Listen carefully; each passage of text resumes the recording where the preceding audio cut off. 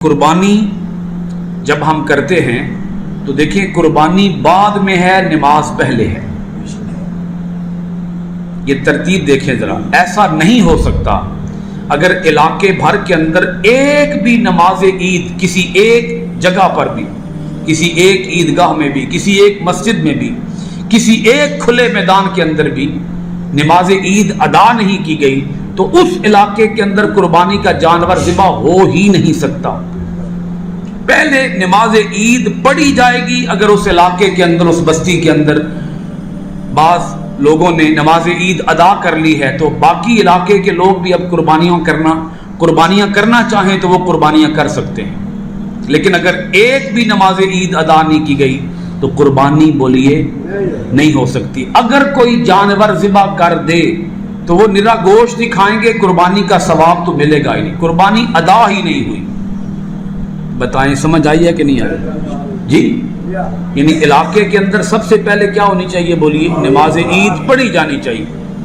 علاقے کے اندر ایک جگہ پر نماز عید پڑھی جا چکی ہے، اب اس علاقے کے اندر باقی لوگ جنہوں نے ابھی نماز عید نہیں پڑھی وہ لیٹ پڑھیں گے تو وہ قربانی کا جانور ذبح کر سکتے ہیں۔ لیکن اگر ایک جگہ پر بھی نماز عید ادا نہیں کی گئی تو قربانی کا جانور ذبح نہیں ہو سکتا جب تک کہ نماز عید ادا نہ کی جائے۔ حکم یہ ہے کہ پہلے نماز پڑھو پھر قربانی کرو،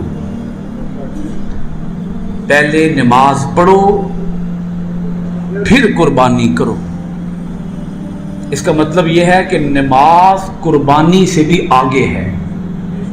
بولیے، نماز قربانی سے بھی، یعنی پہلے جو کام کرنے کا حکم دیا گیا وہ پھر آگے ہی ہوگا نا، وہ مقدم ہوگا، وہ افضل ہوگا، وہ زیادہ ثواب کا باعث ہوگا۔ تو اگر آپ غور فرمائیں، قربانی تو ہوگی بھئی کوئی 60-70 ہزار روپے دی، کہ چلو 40-50 ہزار لا لو، 40-50 ہزار روپے دی قربانی ہوئے گی، لیکن نماز پڑھنے کے لیے بھی کیا 50-60 ہزار خرچ کرنا پڑے گا؟ جی، لیکن ثواب دونوں میں سے زیادہ کس کا ہے؟ نماز کے اوپر تو آپ کا کوئی پائی پیسہ خرچ نہیں ہوا سوائے اس کے کہ آپ نے وضو کیا اور آپ مسجد میں تشریف لے آئے۔ اب وہ جو مسجد میں تشریف لانے کا آپ کا ٹائم، آپ نے صرف ٹائم دیا ہے، بس یہاں وقت دیا ہے آپ نے، نماز پڑھنے کے لیے وقت دیا، نمبر 1۔ اور نمبر 2، وہ تھوڑا سا جو پانی تھا جو وضو کے لیے استعمال ہوا وہ پانی خرچ ہوا ہے، اس پانی کی کوئی قیمت نکال لیں، کتنی قیمت بنے گی؟ وہ جو پانی وضو کے لیے خرچ کیا گیا ہے، تو خرچہ 0 اور ثواب قربانی سے بھی زیادہ۔ جی، خرچہ 0، خرچہ اور ثواب قربانی سے بھی، یعنی قربانی کا اتنا ثواب نہیں ہے جتنا نماز کا ثواب ہے، کیونکہ نماز کو مقدم رکھا گیا۔ آپ قرآن پاک کی آیت پڑھیں سورہ کوثر کی، جو بالکل درمیان کی آیت نہیں ہے، سورہ کوثر کے درمیان میں، اگر کسی کو آتی ہو تو آپ پڑھ دیں، میں بتا رہا ہوں سورہ کوثر کے بالکل درمیان والی آیت، فَصَلِّ لِرَبِّكَ وَانْحَرْ۔ اور اس آیت کے درمیان میں جو لفظ ہے اگر آپ وہ پہلے پڑھ لیں، وہ کیا ہے بھلا؟ لِرَبِّكَ۔ کیا معنی ہے لِرَبِّكَ؟ اپنے رب کے لیے، لِرَبِّكَ اپنے رب کے لیے، فَصَلِّ نماز پڑھ، اور آگے وَانْحَرْ قربانی کر۔ پہلے کہا نماز پڑھ، آگے کہا قربانی کر، درمیان میں لفظ رکھا لِرَبِّكَ۔ یہ درمیان میں لفظ کیوں رکھا؟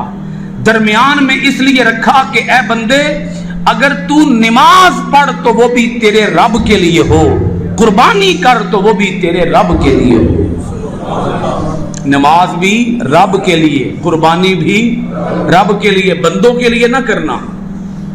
بندے کبھی خوش نہیں ہوتے، بندوں کو راضی کرنا بڑا اوکھا کام ہے، راضی ہوتے ہی نہیں ہیں، لیکن رب کو راضی کرنا بڑا آسان کام ہے اگر کوئی کرنا چاہے تو۔ اللہ فرماتا ہے رب کو راضی کرنا، رب کو نماز بھی پڑھنا تو رب کو راضی کرنے کے لیے پڑھنا، قربانی بھی کرنا تو رب کو راضی کرنے کے لیے قربانی ادا کرنا، ان صلاتی و نسکی و محیایا و مماتی للہ رب العالمین، بے شک میری نماز اور میری قربانی اور میرا جینا اور میرا مرنا اس اللہ کے لیے ہے جو تمام جہانوں کا پروردگار ہے۔